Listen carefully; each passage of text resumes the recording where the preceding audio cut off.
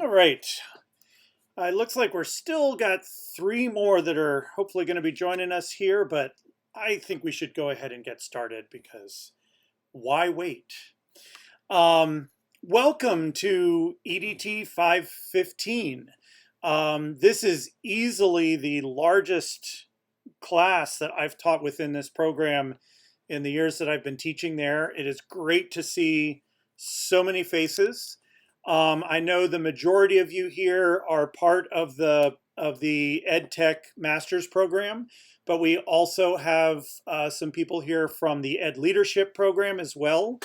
A couple of you I've had in classes before, but most of you or many of you are probably, if you're in the EdTech master's program, are just getting started or at the beginning of that journey. So we've got a wide range of people here in a wide range of situations from a wide range of backgrounds.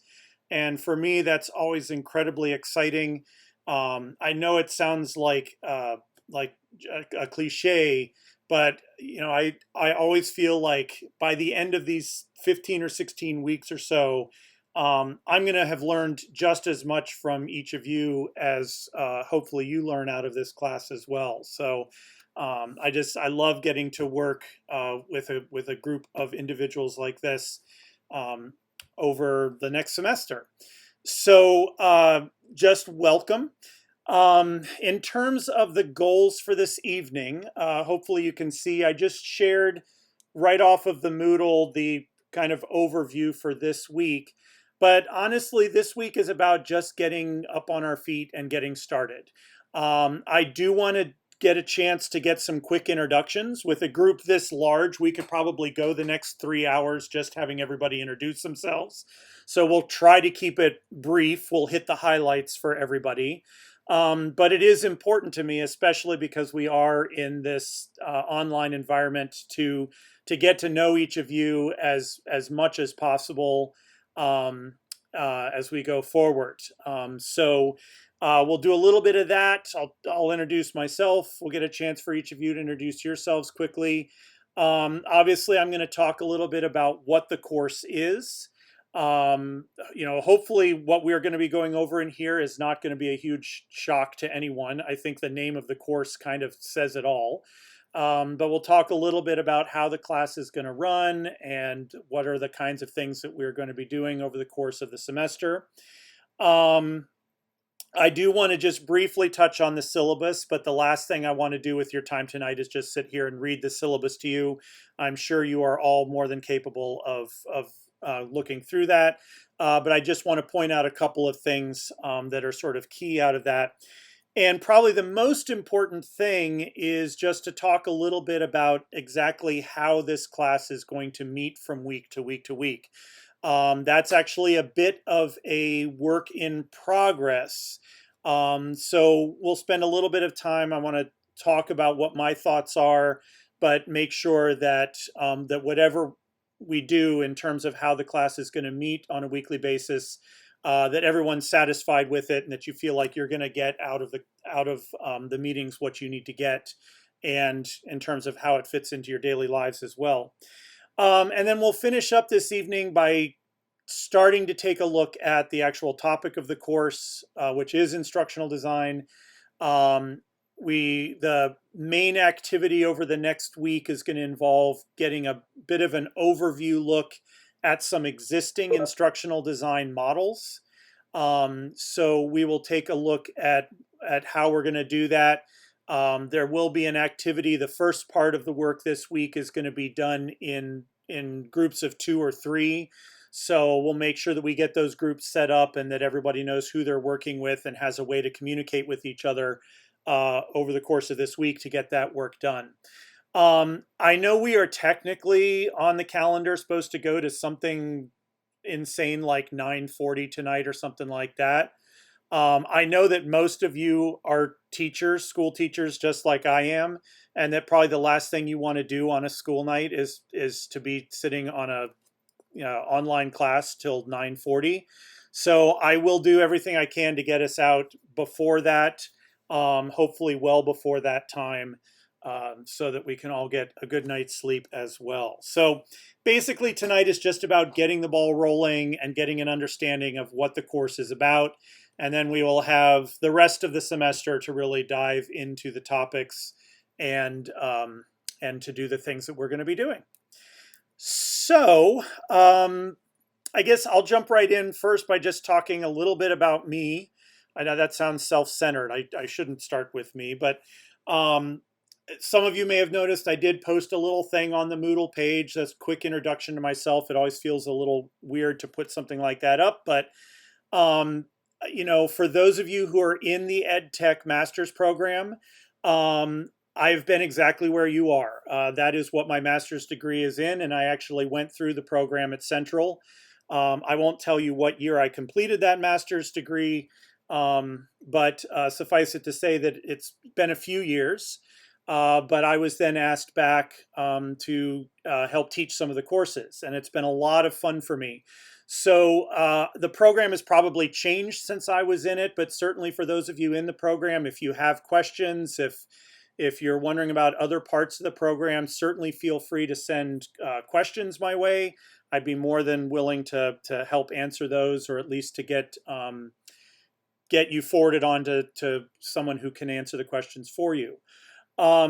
So that is my background in terms of this program.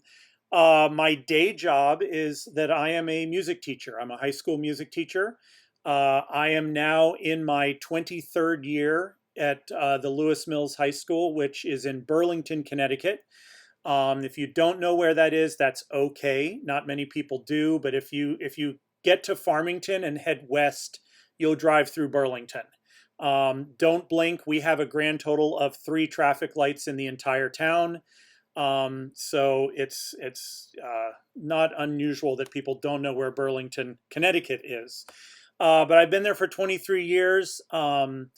I have taught pretty much everything music in the district in my time there, from kindergarten all the way up to high school. I've done band, I've done chorus, I've done general music. Part of what keeps me going these days is that for the past 10 years, my main teaching assignment has been rock band, or what they now call modern band. So I actually teach a curricular rock ensemble program, which, needless to say, is a whole lot of fun. To be forced to have to do that every day. So that is my day job background. But within that context, I'm also very heavily involved with technology in the school, within my department. I'm kind of the go-to person in terms of questions related to technology. I've had a lot of experience over the years with curriculum. If you've never been involved with a NEASC accreditation visit, you're probably even wondering what that is, but basically every school in New England has to get accredited every 10 years, every high school. And I've been on a number of those visits to other schools and have always been involved with the curriculum side of things. So working with instructional design kind of fits neatly into a lot of my different interests and a lot of different pieces of my background. So all of that is just by way of saying that I am genuinely interested in these topics and what we're going to be covering in this course. I've been through a lot of these classes myself. It is something that I work on every day. I know many of you are school teachers, public school, elementary, middle school, high school. I know what that experience is like as well. So hopefully we can really all just work together as we move forward. And I guess the last thing to say about me, and I will say this over and over and over again, if at any point, for any reason, you have questions, concerns, comments, anything that you feel like you need to talk about with me, please reach out. Email, you can certainly email me. I try to get back to emails as fast as possible. Most of you have signed up for the Remind list. That's another way to get in touch with me. I always post a forum every week in the Moodle. If you have sort of general questions that maybe everybody would want to see the answers to, you can feel free to post there as well. But really, I want us to be working together. So if you have any questions along the way, please reach out. I've already had several questions from several of you, and I appreciate you already reaching out. and getting those questions asked so that I can help you out. All right. So, anyways, enough about me. There's lots more to learn. You'll learn more about me as we go. But quickly, and we're now up to 19 of the 20 of you that are in the class. So we are almost all here. Um, is to just quickly go around the room. And I would say, just to keep it short, obviously, you tell us who you are. Um, Maybe where you teach, what you teach, or I know we have several people in the class that are not currently teaching. Maybe talk just a little bit about what you do on a daily basis for your job or your work. um, and then maybe by way of kind of a little bit of an icebreaker thing, rather than me saying and everybody tell me your favorite ice cream flavor or your favorite whatever. I call it your favorite. So just give us a favorite of yours, but you get to pick what category the favorite is. So everybody can be something different. So, if I know we have, hopefully I'm not giving anything away. I know we have one person in the room that's really into Lego, which is way cool because behind me there's a closet that's full of bins of Legos that I've collected over the years. But so, if your favorite toy or your favorite pastime is Lego building, you could say that. Or if you're really into food, you could tell us your favorite food. So I won't restrict you to what your favorite is.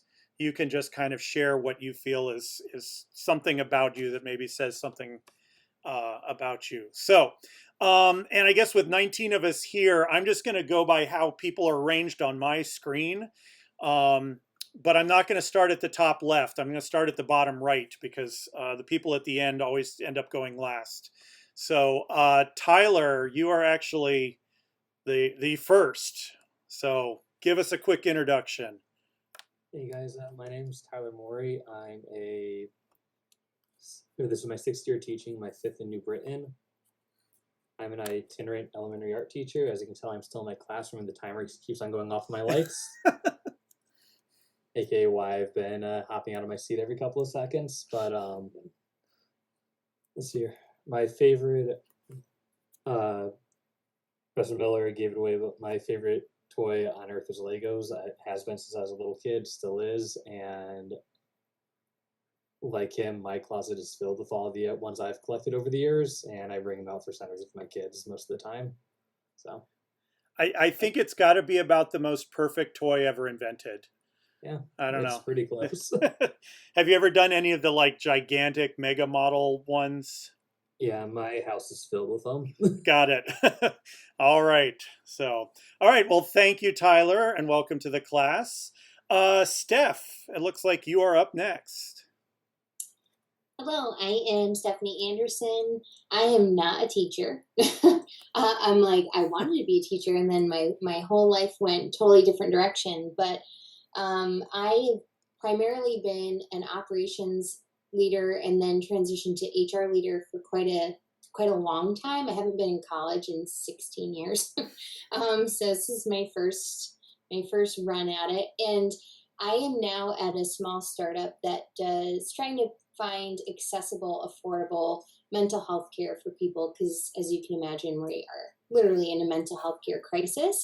And you might be wondering how this has anything to do with masters in instructional design, but we are building a lot of content for our members to help them out in between sessions. So that's that about my job. And then my favorite.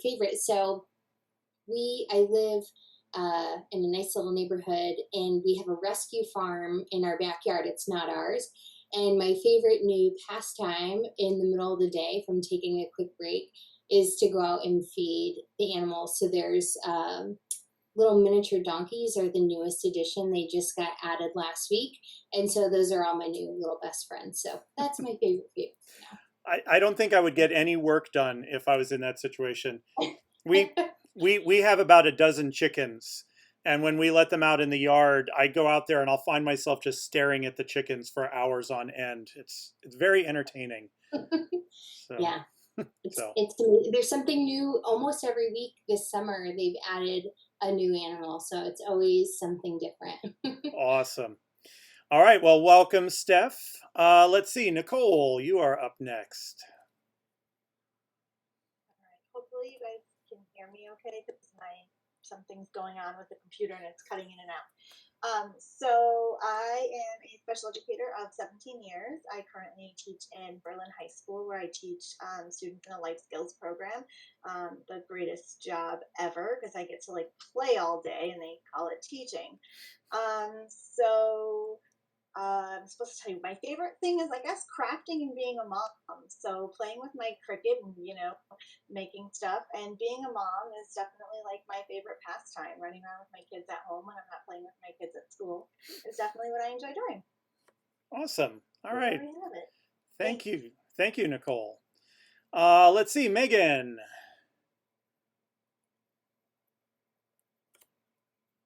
Hi, I'm Megan, and I'm from New Britain, Connecticut. I teach second grade at St. Bridget's School in Chester, Connecticut. This is my third year teaching, so I taught first grade for 2 years in Milford, and this is my eventually today was the first day teaching second grade at St. Bridget's in Cheshire, and I am in the teacher leadership program. I think one thing that everybody knows, especially people that I work with already, is that I love anything pumpkin spice. So I will have my pumpkin spice coffee, especially today, since it's the first day of school, and pumpkin spice donuts, muffins, ice cream, you name it. So, but that's me in a nutshell. So. All right. I think I just saw something today. I think Bud Light is coming out with a pumpkin spice flavor for their beer, I'm which gonna have to try that. yeah, I don't really like beer, but you know what? Maybe I will try yeah. it. I don't know. Let you know how it is. It sounds a little sketchy to me, but It does. All right. Well, thank you, Megan, and welcome. Thank you. Let's see, Curtis. Hi, I'm Kurt Jalbert. I teach physics and astronomy at Vinyl Technical High School in Middletown. And my favorite type of pizza is pepperoni and pineapple. Interesting. I know pineapple sets a lot of people on edge with pizza. That's there's a pretty strong line between the people who like pineapple and don't like pineapple on their pizzas. There's kind of no middle ground there. Yeah, you got to get some people mad. So Yeah. But the pairing with pepperoni is interesting because it's usually ham, right? Like ham and pineapple is the typical Hawaiian pizza. So yeah, the pepperoni is a little bit better though. It's got a little bit more spice. got it. All right. Well, welcome, Kurt. Thank you. Moving on, Christy. Hey everyone, I'm Christy. I am a Spanish teacher at Plainville High School. This is my 6th year teaching. I taught at Manchester for 2 and then my 4th year at Plainville. I'm also from New Britain. I saw that a lot of people were also living there or teaching there, so I'm right in the area. My favorite thing currently, we bought a house not too long ago, so it's really anything related to renovation projects, tearing things down, decorating, spending way too much money at home goods, my husband would probably say. Yeah, so anything to make the house look nice right now. Awesome. Well, welcome back, Christy. I had Christy in a class previously, so I'm glad I didn't scare you away. Not yet, at least. We'll see after this class. Yeah. So, yeah, along with what Chris was saying, another thing you'll learn about me, the house that I currently live in was built sometime in the 1780s. So, needless to say, home renovation, house renovation is kind of our life.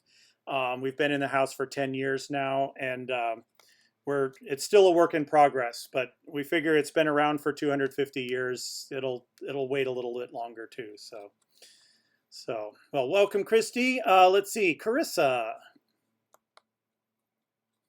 Hi, I'm Carissa. I'm currently not a teacher. I just finished my bachelor's in the spring with a certification or a degree in childhood education, and I am certified 1st through 6th in New York and Connecticut. While I'm doing this program, I do work at Starbucks. I am a barista. So pumpkin spice season is not my favorite. I know someone said it was. And my favorite would have to be, my favorite season is summer. All right. And you live in Connecticut? Oh, I'm Just- sorry. I live in Meriden. It's Oh, okay. 20 minutes away from Central. Yeah, yeah. No, I was just saying if your favorite season is summer and you live in Connecticut, that can get a little tricky in the middle of winter, I'm sure. Yeah, it's not my favorite Yeah. thing. Yeah. All right. Well, welcome, Carissa. Everyone knows now where they should go for coffee advice. So, with a professional barista in the room. All right. Moving on, Kaylee. Sorry, I think I just caught Kaylee by surprise. No, I'm just drinking water. I'm Kaylee Barney. I've been teaching for 10 years at Bassick High School in Bridgeport. The last 9 years, I've been a social studies teacher, but I just got my technical education certification, so now I'm teaching intro to manufacturing. Oh, All right. and am I not muted? You're good. Oh. And then my favorite would be a blue-ringed octopus as my favorite animal because it's both poisonous and venomous. All right. Octopuses are fascinating creatures. You watching them like squeeze through little spaces and all. It's really something else. All right. Well, welcome, Kaylee. And of course, my screen just decided to reorganize itself. So let's see if I can remember who's gone already and who hasn't. Let's see. Alexis, you haven't gone yet, have you? No, I haven't. All right, Alexis, why don't you go next then? All right, so my name is Alexis Schwartz. I'm a STEAM teacher in New Britain at Smalley Elementary. It's my second year in teaching, and I absolutely love it. My favorite are my two cats. I have quarantine cats. Never thought I'd own cats because I've had dogs my whole life, but they go for walks like dogs outside, so I'm that crazy lady outside with her cats. Yeah, we are basically dog people, but we did have cats for many years. And it was basically because we were living in an apartment that wouldn't allow dogs, but they would allow cats. So, and then all three of our cats decided to live to like 18 or 19 years old. So we had them for quite a while. So, all right. Well, welcome, Alexis. Oh man, my screen keeps reorganizing itself. This is going to get tricky now. Let's see. Alyssa, I don't think you've gone yet, correct? Correct. All right, why don't you take it next? I'm Alyssa. I graduated from Central this past May with a degree in elementary education, and I'm now teaching second grade at Gaffney School in New Britain. And one of my favorites is that I love to travel, and I've been to 7 countries. But with COVID, I haven't been able to travel much recently, so I can't wait to get back to it. Yes, I think many people are in that same boat. Yeah, boy, there is a lot of New Britain here, isn't there? That seems to be a common theme. A very, very close friend of ours she's been a principal in Middletown, but she's now returned back to New Britain where she started. And I think she's now in charge of new teacher training or something like that. She's something in central office. So if anybody runs into Sylvia Mayo Molina, tell her that I said hello. But she's been a close friend of ours for years and years. So, all right. Well, welcome, Alyssa. Let's see. Andrew, you haven't gone yet, correct? Correct. All right. Why don't you take it away next? All right. Hello, everybody. My name is Andrew Slater. I am a teacher in Somers, Connecticut, small town next to Enfield. I live in Enfield.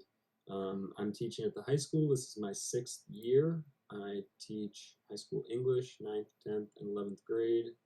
I also coach soccer and lacrosse. It's a really fun part of the job, coaching as well.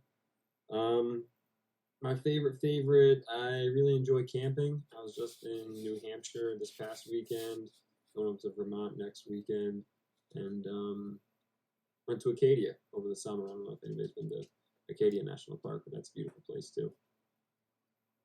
Awesome. All right. Well, welcome, Andrew. Okay, I'm pretty much going to just give up now. Let's see. Anna, have you gone yet?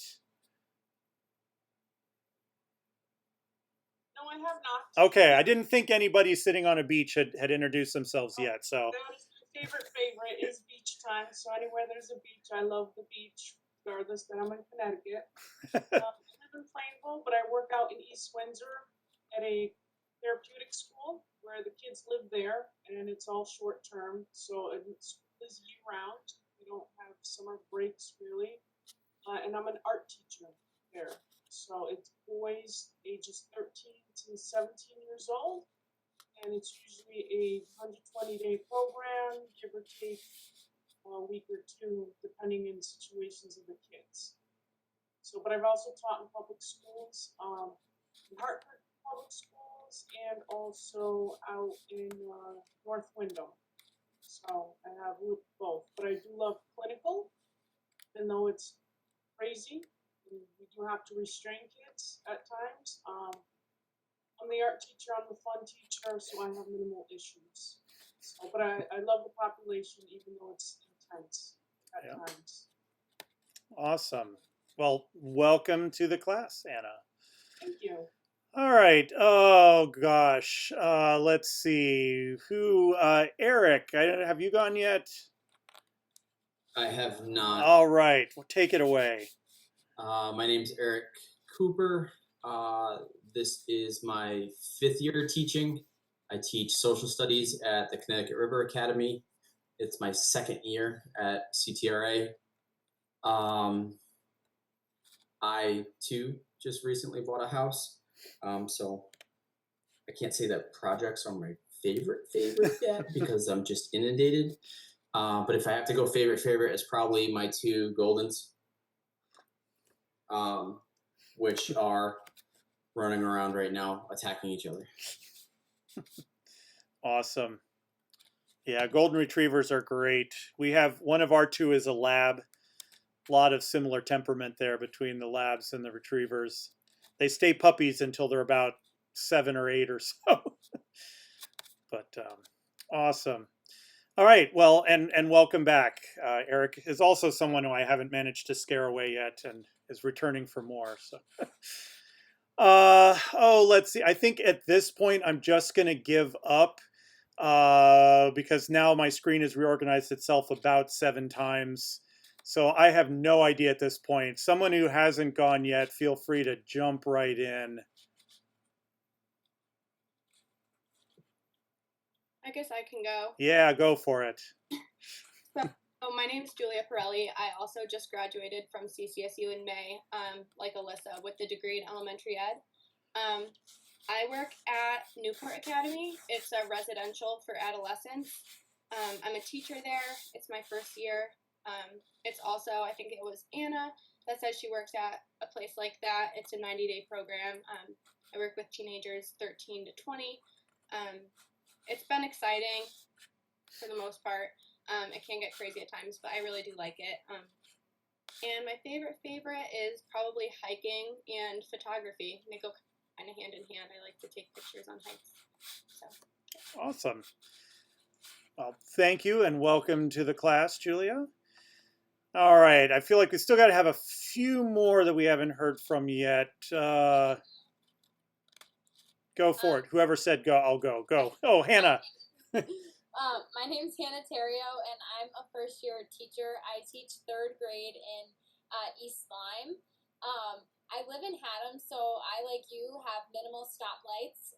We've counted. I think there's more package stores in my town than stoplights. But that is where I am from, and I would say that my favorite is reading.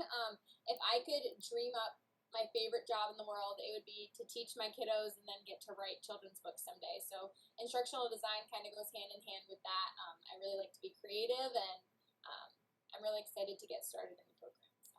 Awesome. Well, welcome, Hannah. All right, who's left here? I can go. Oh, we're gonna have. Go ahead. He can go first. No, go ahead, Jess.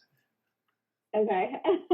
I'm Jessica Lynn Nelson. It's a long first name, so I just go by Jess. I am going into my 8th year of teaching. I currently work in Clinton. I'm a 7th grade math teacher. I did take 10 years off to be home with my 3 children when they were younger. So I am at my 3rd year back from that. And it's like 2 different universes, what I left 10 years ago to what I came. And then I hit COVID. So that was super fun. I've never had a regular year yet since I got back. I live in Middlefield. I actually live right around the corner from Vinyl, which is where Kurt said he works. I could walk there. And my favorite, they just got rid of the tennis courts at a school by us, and they put in pickleball, and I love it. It is super fun. All 3 of my kids can get involved in it because it's a much smaller court. It's like ping pong and tennis had a baby. If nobody knows what pickleball is, it's really fun. Yes, I'm one of those. That is the first time in my life I have heard of pickleball. Oh, it's So wicked fun. I'll have to look that up. All right, well, welcome, Jess. And I guess, Scott, were you? Yep. Hi, I'm Scott Martin. I'm in the teacher leadership program. I teach at the Academy of Aerospace and Engineering. I teach U.S. history. Just found out today that me and my girlfriend are having a baby girl, our first. That's exciting. So hopefully I get to still do my favorite, which is golf, but I don't think there's much of that in my future. Well, at a certain age, they can caddy, right? Is that the? Yeah. So awesome. Well, welcome, Scott.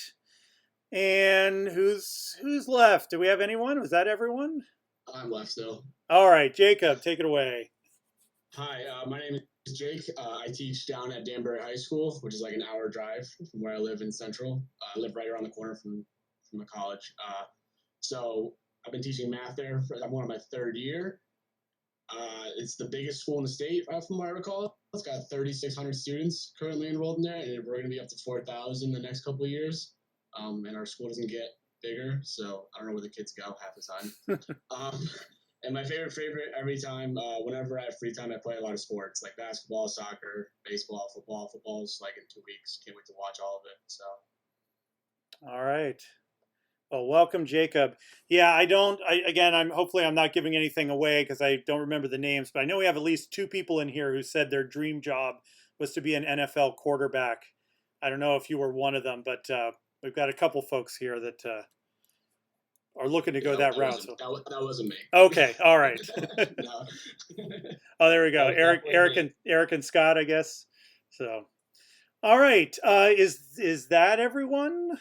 Oh, Me, Cassie, go ahead. Hi, I'm Cassie Myers. This is my 3rd year teaching 8th grade math at Illing Middle School in Manchester.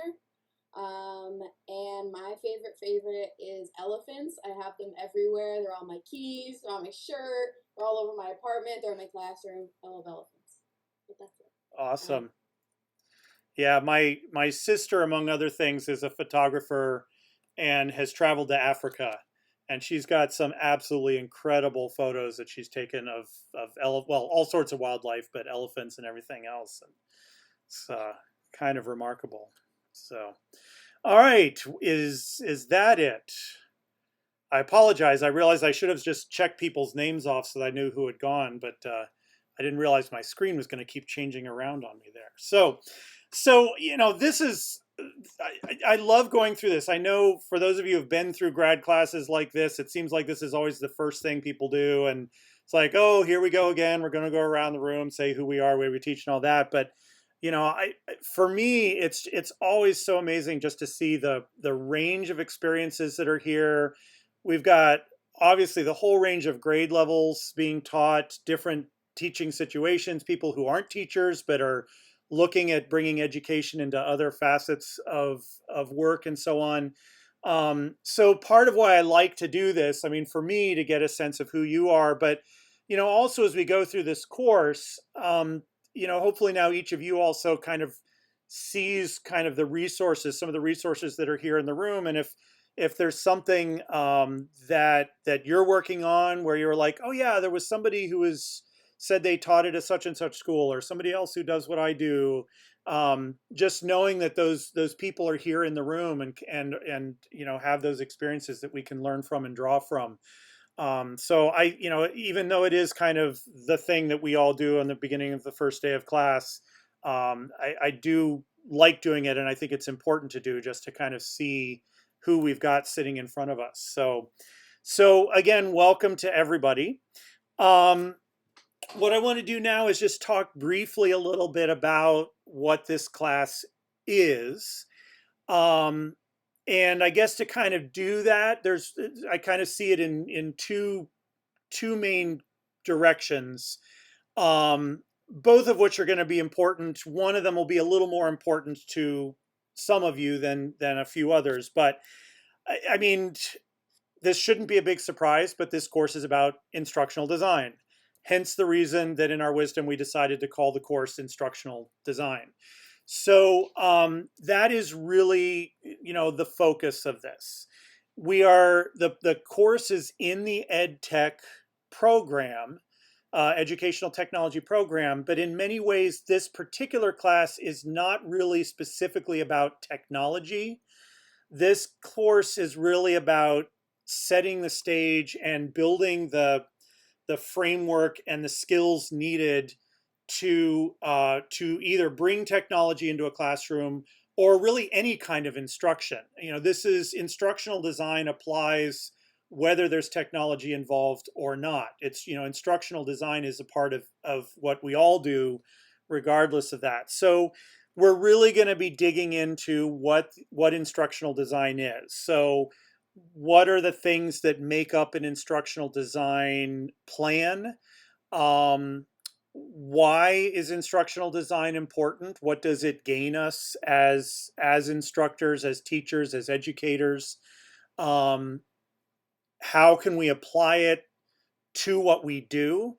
A big thing for me in all the courses that I teach is to make things as practical as possible.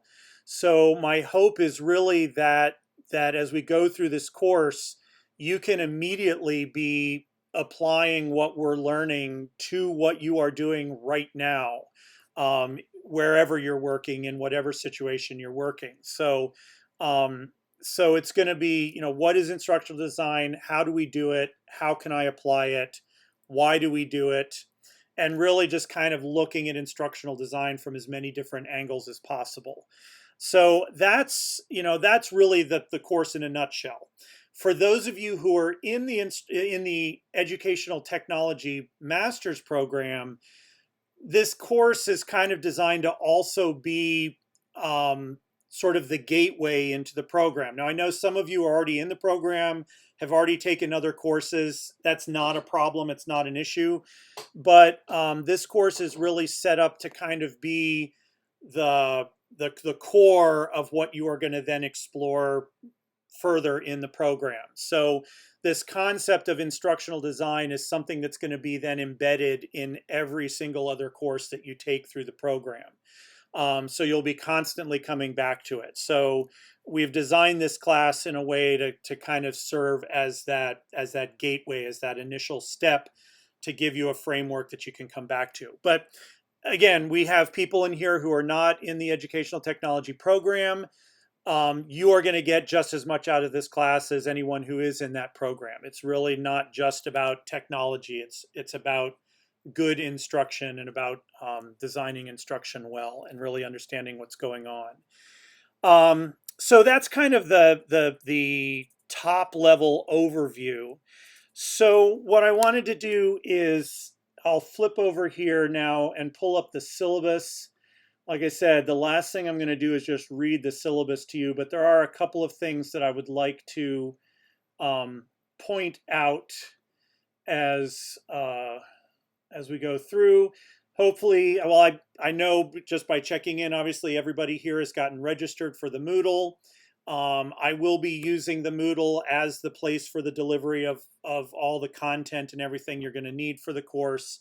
I know the university uses Blackboard as well, but my feelings about Blackboard is that it is not really a learning management system, whereas Moodle really is. I can design all kinds of activities and interactive things through Moodle, so that's why I use that.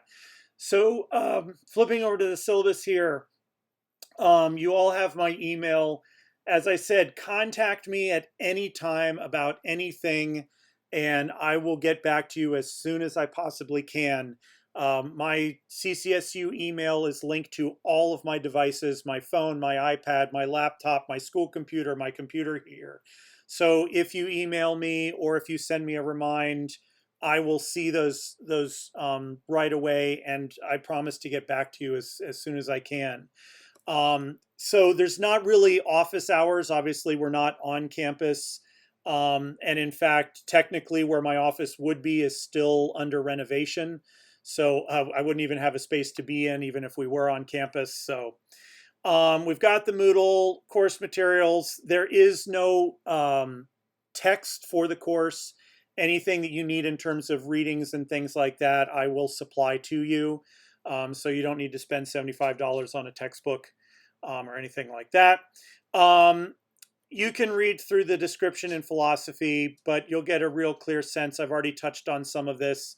It's meant to be practical. It's meant to be meaningful. It's about doing and about really getting into this particular topic of design so that you can then go out and become instructional designers yourself. Course objectives, we will, over the course of this course, be hitting each of these as we go. Some of them relate to some of the projects that we're going to be looking at. Other things are things that we're just going to be working on in more informal ways. But those are kind of laid out as the main things we're going to be looking at. All right, so let me talk a little bit then about projects, because that's something that I know everybody likes to get a handle on. You want to know how much work you've got to do and when it's going to be due and things like that. So basically, I've structured the class so there are really three main types of things that we're going to be working on over the course of the next 14 or 15 or 16 weeks. The first of those areas, I call them forum activities. They won't all literally be forums. So they're not all going to be just straight discussion kinds of things. So they're really more like activities that will just be embedded within a particular week's work. We're actually going to be looking at the first one of those a little later in this class. That'll be something you work on for next week. And it's really two parts. One part is kind of a discussion forum, but the other part is kind of a glossary type of activity through Moodle. So I call them all forum activities, but there's a range of things that we're going to be doing. So it's not always the same, just doing the same thing over and over again. So that'll be one type of thing. Those are weekly-ish. So roughly maybe every other week or so, we'll have one of those types of activities. I'm actually going to skip down to C, which is the instructional design document. This is really the main project for the course. Over the weeks of the course, this isn't something you're going to suddenly have to produce at the end in a big, push. We are going to be working on this design document in phases as we go through the course. So as we learn about one aspect of instructional design, you will be completing that part of your instructional design document. And then as we learn about the next phase, you'll add on to that document. So you'll be building this as we go.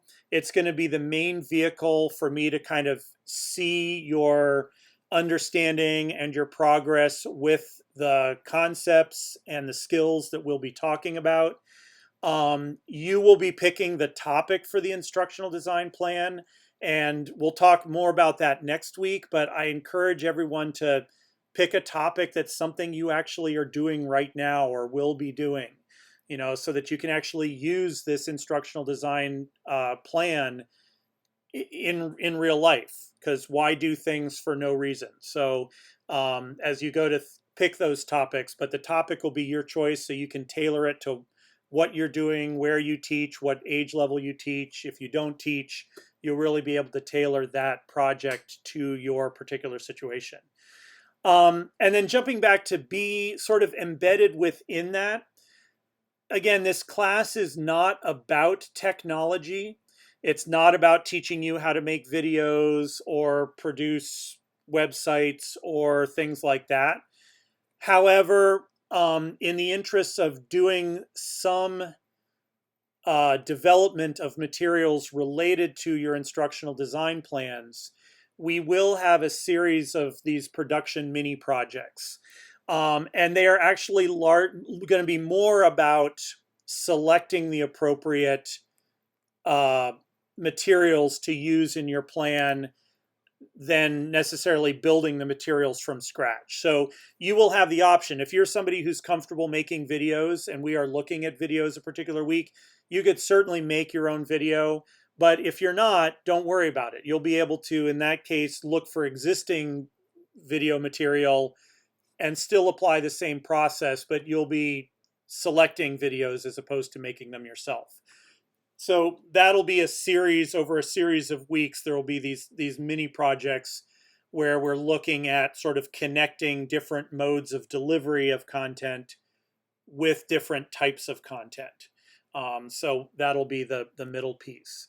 So I try to spread this work out so that it doesn't all pile up at the end. Like I said, that instructional design document will be already 3/4 done before we even get near the end of the course. So hopefully at no time will you feel like you're suddenly having to put together like a massive project or something like that. So more details about all of these to come as we get to them. I don't want to go into too much detail tonight because I don't want to overwhelm anyone. And at this point, I think it's more important just to kind of get up and running before we get into all of that.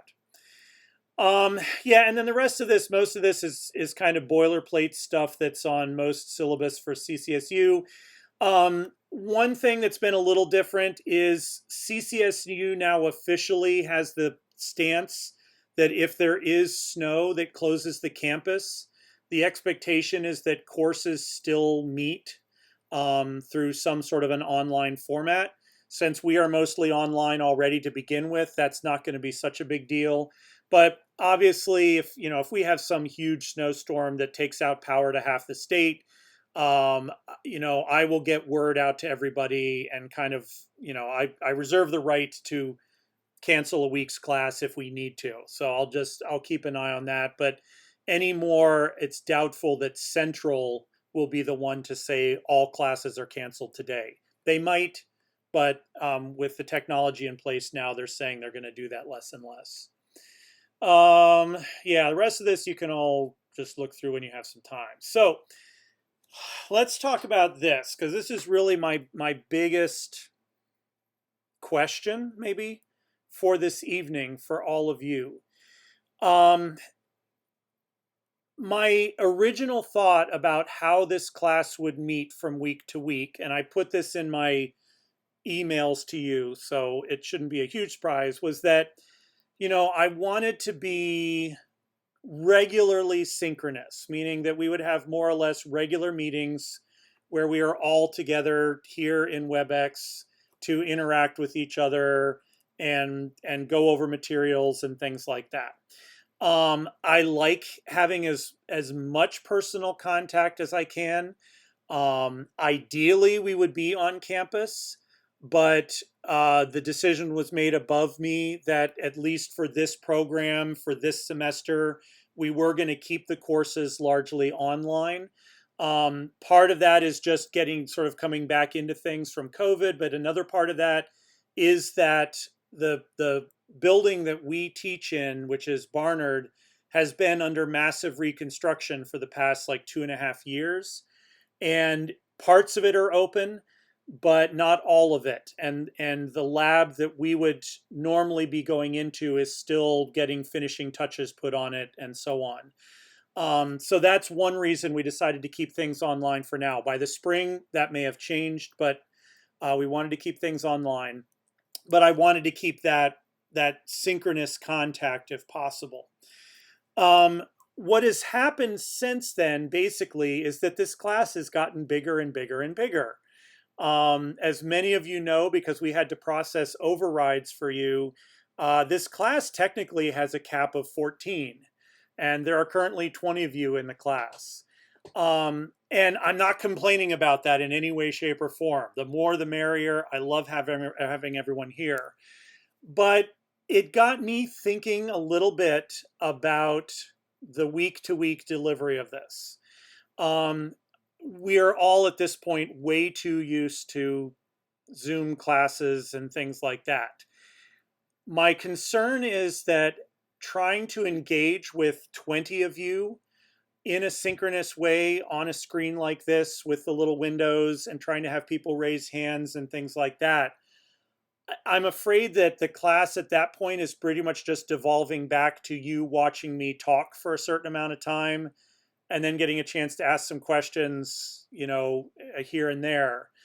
So I guess my question to you all, and I can be completely flexible with this, is I guess my current thinking is to make the course, on the one hand, more asynchronous, meaning that any of the materials or instructional pieces or things I will format in such a way where you can access everything you would need on a given week just through the Moodle.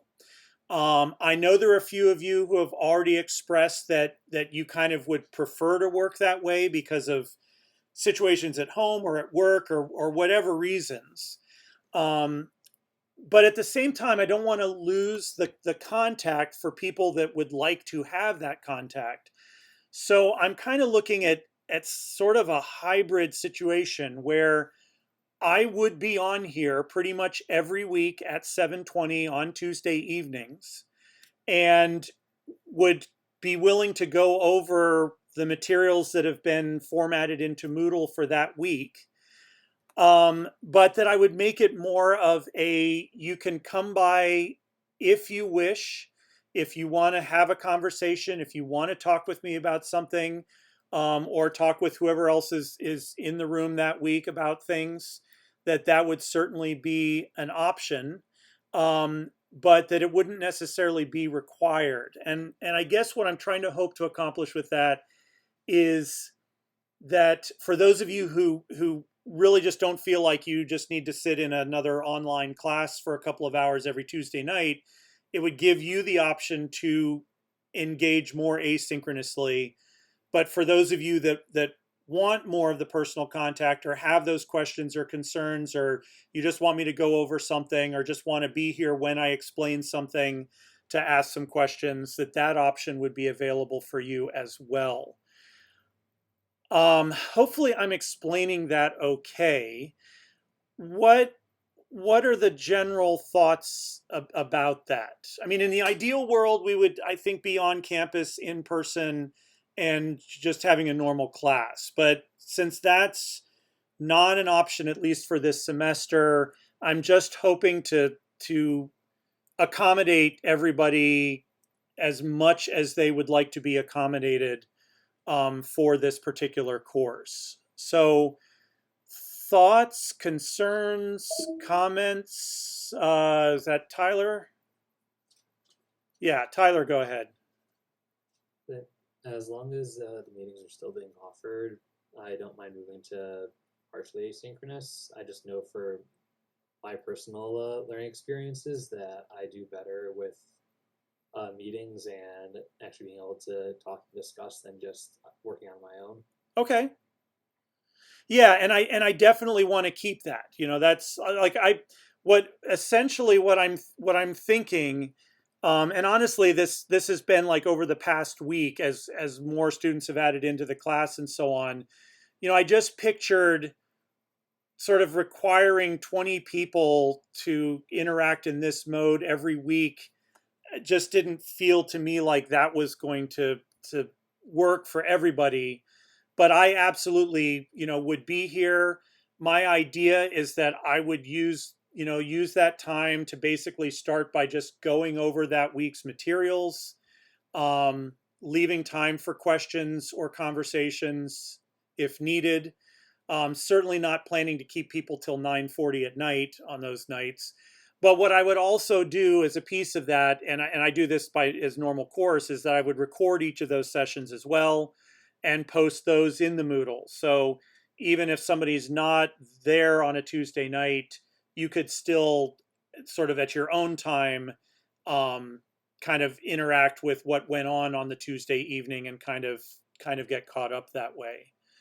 So basically I would sort of be taking the mandatory attendance piece away, and not thinking of the Tuesday nights so much as like a lecture situation where I'm sitting here and like teaching a concept, but that I would make sure that all the materials are structured so that they could be accessed through Moodle in an asynchronous way, and then just add my own personalization piece on top of that every Tuesday night for those that want that to also be interacted with by people who want to do asynchronous. So yeah, so let's see, any other, I see a couple of things in the chat. People seem to think it's a pretty good idea. So any other comments or thoughts? Let's see, I've got so many windows. Andrew, yeah. Thank you. I think it's a great idea. I appreciate your flexibility. Personally, I think I'd like to know more about kind of what the assignments are going to look like. I know you did briefly mention the instructional design document and some of the many projects that are going to be going in there, but I still feel a little unsure about what those projects and what the readings are going to look like. I don't have any problem with the asynchronous plan, and I love that you're going to still be available once a week in this mode, but it's just a thought that I have that I still feel unsure about the assignments. And sure. Assessment. Yeah, I mean, I can talk a little more about those. I didn't want to get into too much detail on those tonight, just to kind of cut down on how much nitty gritty I got into. But yeah, I mean, the big project, which is the instructional design plan document. Like I said, you will pick the topic, the subject for what that is. So me being a music teacher, I might look at what I'm doing in my music classrooms and say, well, hey, I've got a series of lessons coming up or something I'm going to teach soon on rhythm. So I might decide to use rhythm as my topic for my instructional design. So then over the course of the course, in phases, I'll be looking at that and kind of applying the different aspects of instructional design. So, on the syllabus, I've kind of broken it down with some big headers, but the first piece that we're going to look at in instructional design is a whole series of analysis types of things, like analyzing your audience, analyzing the problem, analyzing the situation that you're teaching within, all those kinds of pieces. And so we'll spend a couple of weeks where we engage with that material, either through discussions or through readings or things like that. And then once we have a handle on what is involved with that part of an instructional design, you will then apply that to your instructional design plan. So you will then build in your document your various pieces of analysis for whatever topic you've picked. And then we'll move on to kind of the next phase of it. We'll work through our understandings of that phase, look at examples, talk about it, learn about it, and then apply that to the instructional design plan. So as we go through, like I said, you'll be building that ID project throughout the course in about 4 or 5 different phases. But each phase will kind of cap off 2 or 3 weeks or so of looking at that particular area of instructional design. So does that help answer your question? Absolutely, thank you. Yeah, I mean, I've been in a lot of grad classes where basically the entire activity for the class is this week, read these readings, next week we discuss it. Then next week, read these readings, then the week after we discuss it. So I like as much as possible to vary the types of things we do. It depends on what we're dealing with. So it'll be a range of activities from discussions to readings to looking at examples to analyzing existing plans and things like that. But I do try to kind of mix it up from week to week. All right. Was there another, Jess? I think you had your hand up. Yes, please. Sorry. I'm just wondering if there's just a few of us that are interested in the more traditional route, is there an option to be on campus together or no? Right at this moment, no. Like I said, the lab that we would even be in is still being renovated. They haven't gotten the computers put in and stuff like that. It might be a possibility later on in the semester. I think one of the other professors in the program is planning somewhere around week 9 to at least offer lab time on campus. So sort of that, it'll be sort of that model of like an optional being on campus, being in a classroom. So it is possible that could happen. Right now we are, as a department, just kind of waiting to see when our space gets finished. So that is absolutely something I can keep in mind. I mean, again, me personally, I love being in person and actually like seeing people for real. So I totally understand that and would absolutely sort of be keeping that in mind as we go forward. And I'm certainly willing to go on, head up onto campus. Even if it's maybe not every week, but maybe every other week, we have a time where we can, if there's a group of people that would like to meet on campus. So I will definitely keep that in mind as well. Thank you. Sure. All right. Other thoughts? All right. So, like I said, it's still kind of a work in progress for me. But if there's one thing that, the past year and a half has taught me, or has at least really made me aware of, or got me thinking about again, it's about being flexible and about using all the tools that we have to really help each student in the way that best helps them. So that's why, I know the university as a whole is really pushing the online experience this semester. Our particular situation is, again, a little different because of, not necessarily because of COVID, but because of construction considerations. I just want to make sure that each of you is able to engage with the class in a way that is going to be the most comfortable for you and the most useful for you, and the least stressful, hopefully, for you, because that's obviously a big thing these days, is reducing stress as much as possible. So what I will try to do is kind of codify all of this in some way and maybe post it on the Moodle, at the top of the Moodle somewhere, just like here's a description of the plan going forward. But what that would mean is that, starting next week, I will still be here at 7:20 for those that wish to come and kind of go through the material for the week in person, or even if you just need to stop in briefly and just ask a question or get a clarification on something, then you can do so. I will record those meetings. I will post them as fast as possible, hopefully by the following day, so that anybody who wasn't there in person Tuesday night can still follow up on anything that was discussed on the Tuesday night meeting. And in addition, I'll just make sure that all of the materials are formatted in the Moodle from week to week, so that everything you need to access in terms of readings or activities or videos or anything else is also clearly posted there. All right. So is that good? Okay. Got some thumbs up there. Awesome. Okay. And if things come to you or questions or concerns come to you, again, get in touch with me. Send me a quick email if you have a particular concern or something you'd like me to take into account. But we'll try this going forward, and we'll see how it goes. All right. So what that will do then is transition us kind of into our first activity. And really this is going to be, what I'm really going to do now is set up the homework for this coming week. Because it's a series of 2 activities.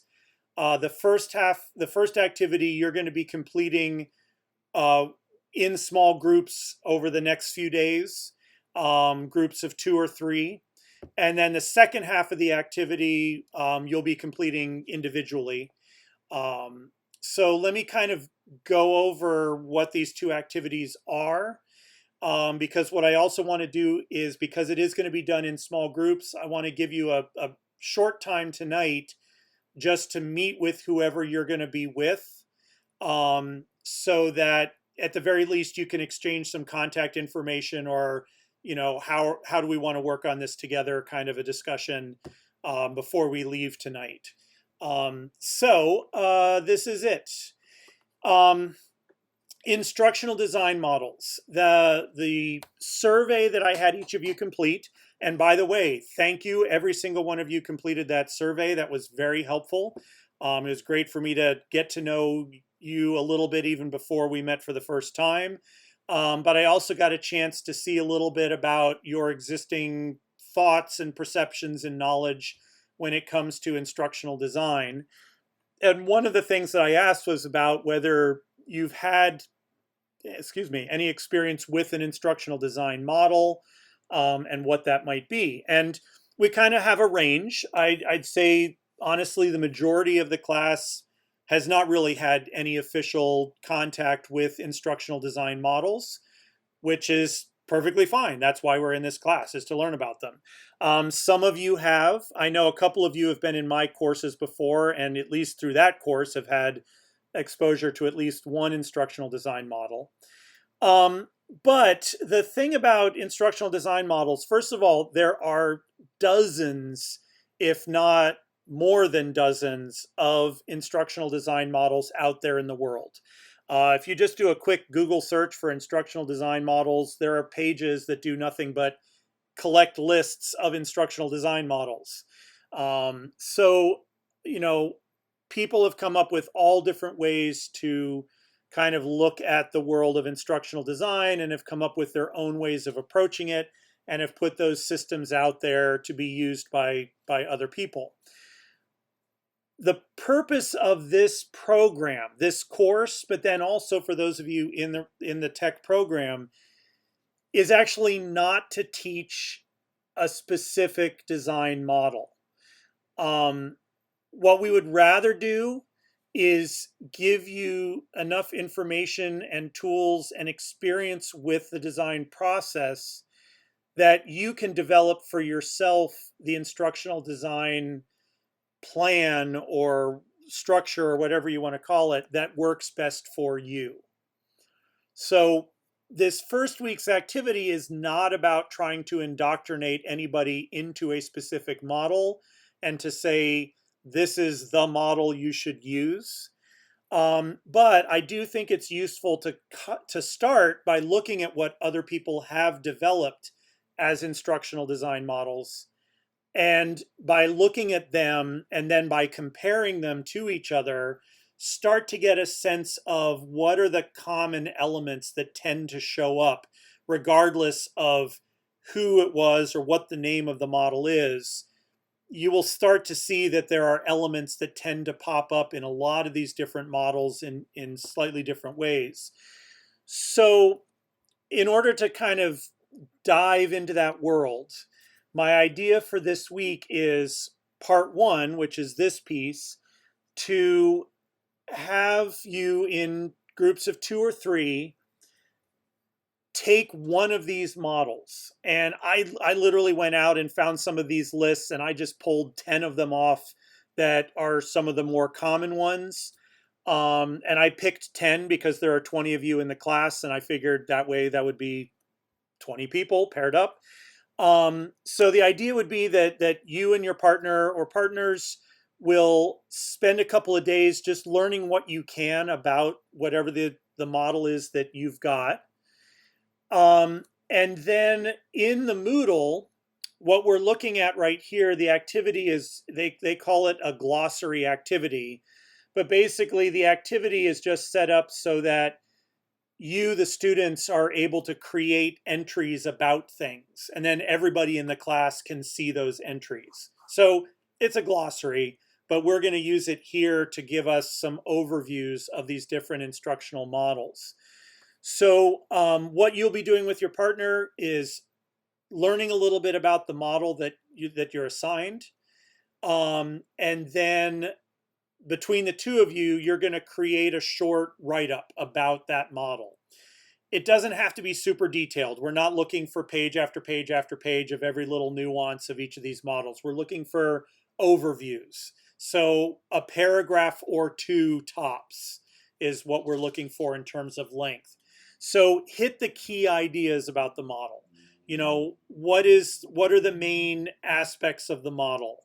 Why was it developed? What are the areas of focus? Like, what does the model focus on in terms of what it thinks is important?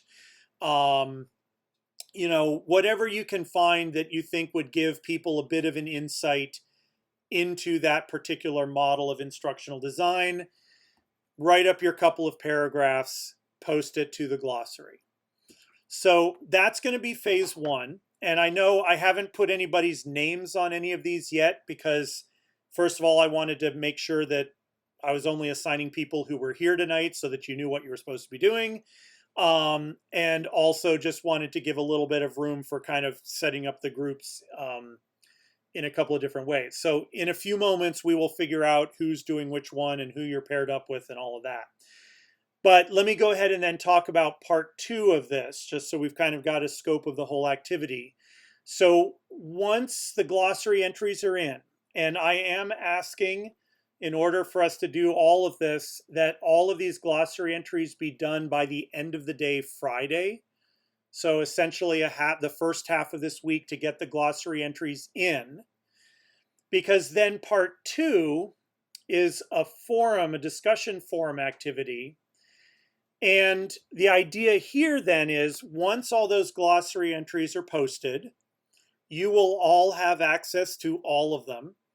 You'll get a chance to now look down through the write-ups for each of the models. And as you're doing that, hopefully you'll start to see common threads or differences that stick out to you or things that these models share with each other. So the idea is to start looking for kind of across all of this range of these different particular models, where do we see the similarities? Where do we start to see things that might say to us, okay, regardless of what model I'm using, this kind of thing seems to be important to instructional design. And we're going to start to look for those types of things. And I've set it up as a discussion forum because in lieu over this week of us being physically together or online together like this, I want us to have a group conversation.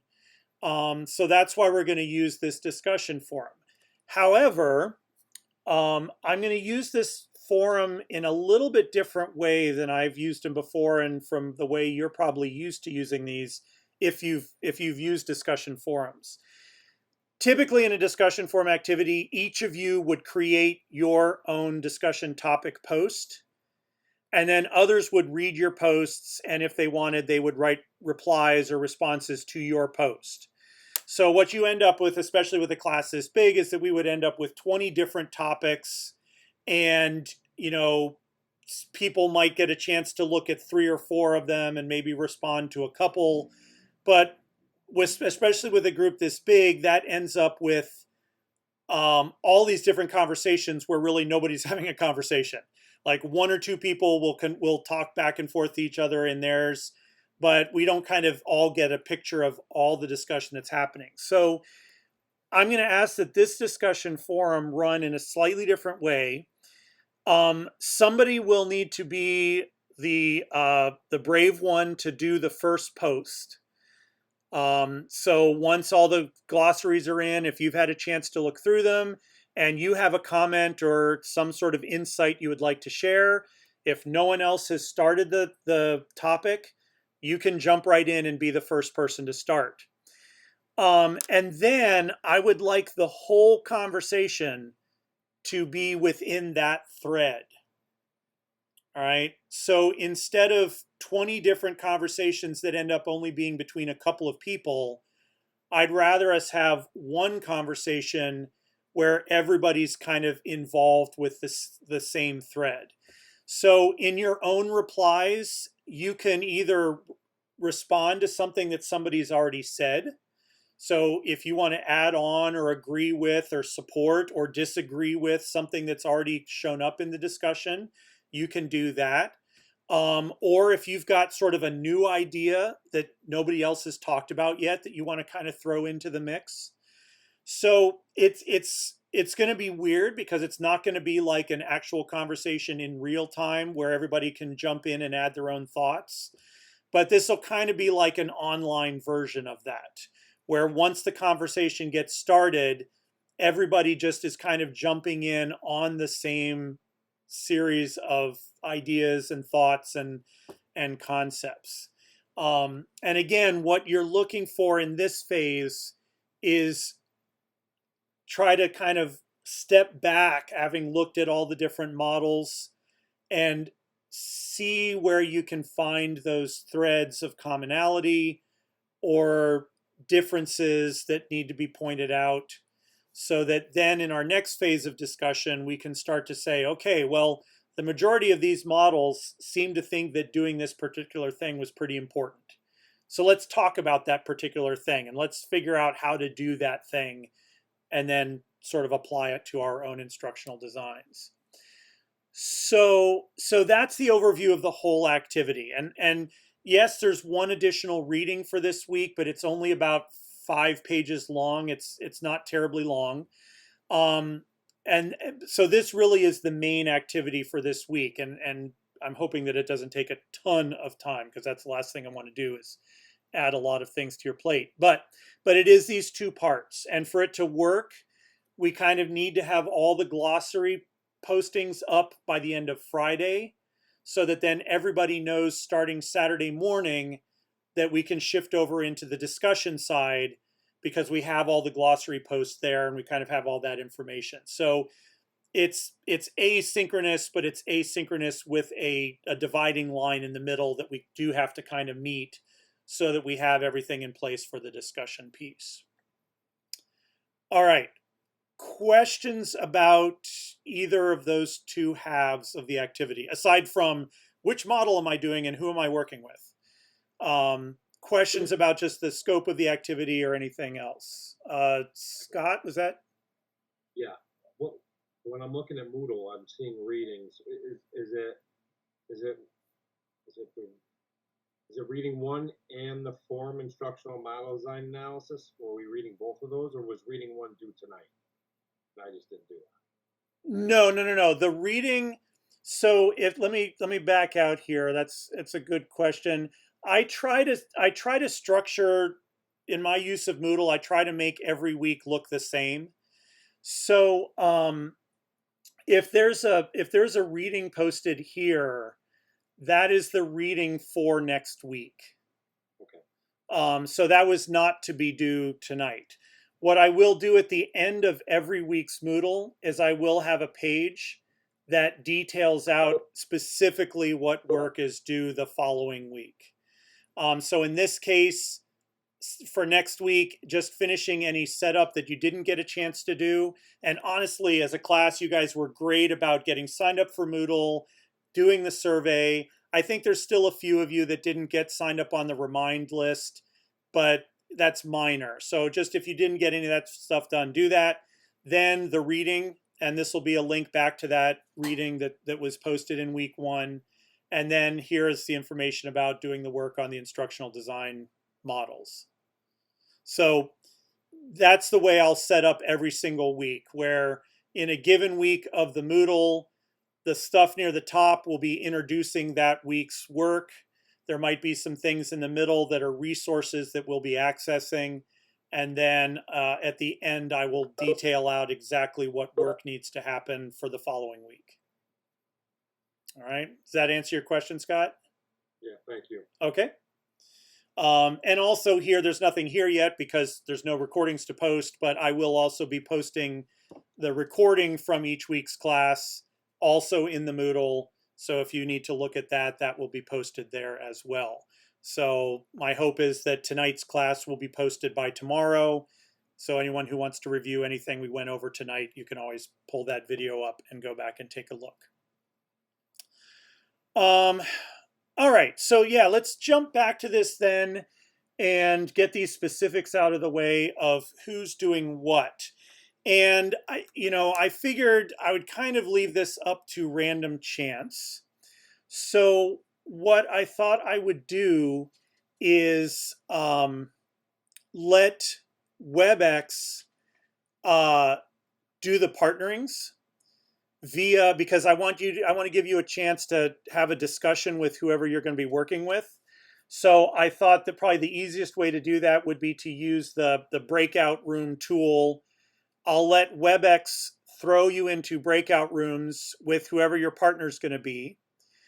When you're in that room, the main thing is going to be just to make sure that the two of you have a way to communicate with each other. So if you want to exchange an email address or anything like that, you might, because you're going to be working on a write-up for your model, you might want to, if you're someone who uses Google, you might want to set up a Google Doc where you both can work on the write-up, or whatever other tool you use. But I just want to give you a quick chance just to make sure you've touched base with your partner. While you're in those groups, I will take a look at what the pairings are, what the groupings are, and I will get the different design models assigned. And then when we come back to the room, I'll be able to tell each group which model they're going to be looking at. All right, so I figured that way it's more or less random, and we'll be able to get things selected and taken care of. So what I need to do, because I cannot use breakout rooms while I'm sharing, is to stop sharing that, come back to here, and all right, and so we are supposed to have 20 in this class. We have 19 in the room right now, and the 20th person I've honestly not had a lot of contact from in terms of the remind and things like that. So I'm not sure what their status is. So what I'm going to do is, rather than having 10 groups of 2, we're going to do 9 groups. So it does mean there's going to be one group that has 3 people in it. But that way I know that everybody is working with at least one other person, and I'm not relying on somebody who's not here right now and then sticking somebody with that person, and then maybe that person never shows up and that person's on their own. So we'll do nine sessions or 9 breakout rooms, and this will just be brief. So 5-10 minutes tops, probably. Again, literally just to kind of maybe introduce yourselves real quick, but then figure out how to contact each other, and maybe just talk quickly about if you want to use some kind of a shared document thing like a Google Doc or something like that. Maybe just talk about who's going to set that up and how you're going to share it with each other. And then I'll bring everybody back, and by then I'll have everything assigned in terms of who's going to be doing which model. All right, so let me...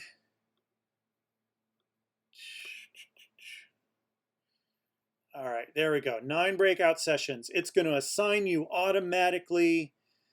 So it is going to do the selection for me. And does anyone have any questions before I send you on your way? All right, so here we go. Hopefully WebEx doesn't destroy itself on me. All right, here we go. I'll call everyone back, let's say in 10 minutes. If you get everything taken care of and you've got a couple minutes, feel free to go grab a glass of water or something like that. But let's say at 8:55, I'll call the rooms back, and then we'll go into the final bit for the evening. All right, here we go.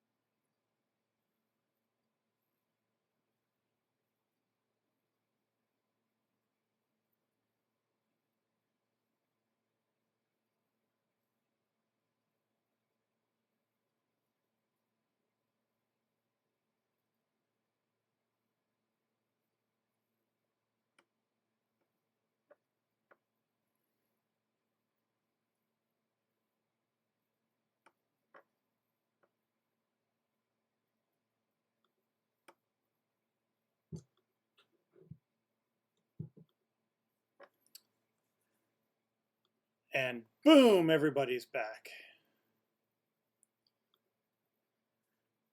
All right. So hopefully everybody was able to work out some means of communicating over the next few days as we work on these glossary entries. What I just did was I took the groupings as they were set up in the breakout rooms and just kind of went down the list and assigned a group to each of these. Since I had to drop one model off the list, since we were missing and I went to the one group of 3, I took ADDIE off of the list. And that is by no way of saying that it's like a less important model.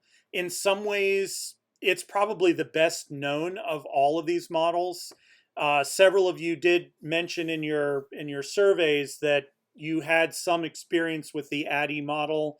So in some ways, ADDIE is one of the better known. We will definitely talk about it, but I figured since it seemed like a lot of people or several people already had some experience there, that would be the one that I set aside. So the rest of them here, what I've done is given sort of what the common name is for the particular model, and then to help maybe locate resources.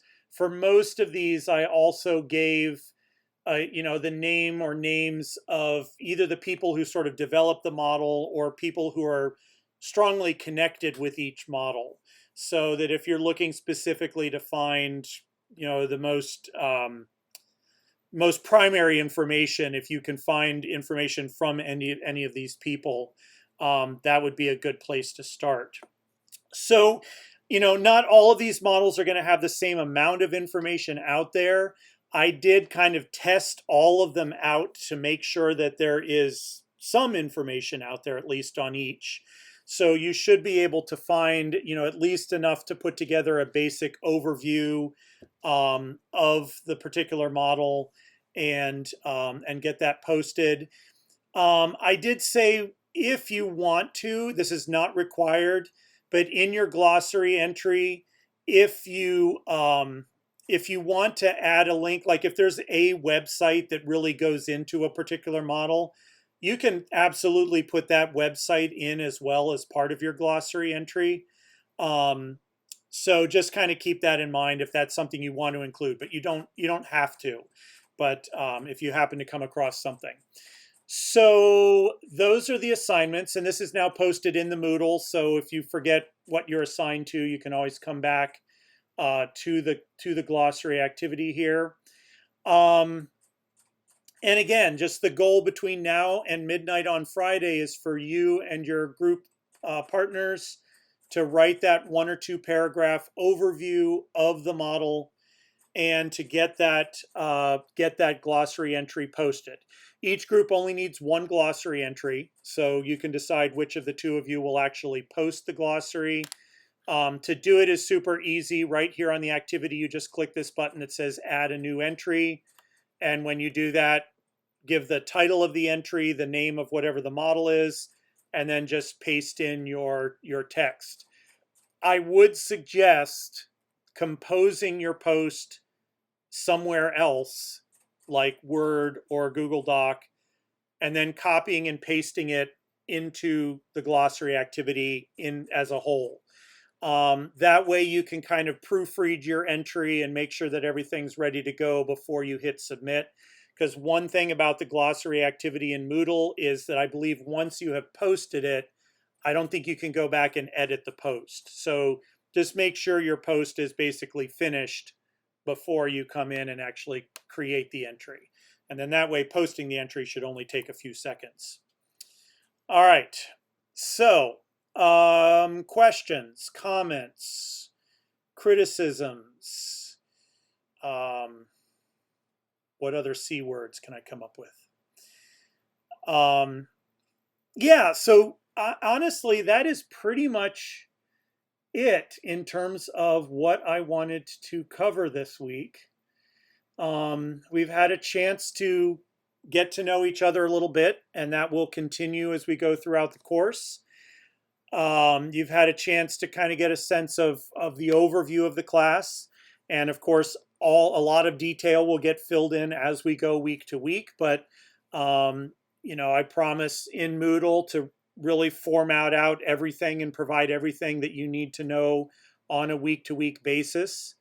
And going forward, we're going to try out this, I don't know what to call it, sort of a hybrid synchronous asynchronous model of yes, I will be here at 7:20 every Tuesday.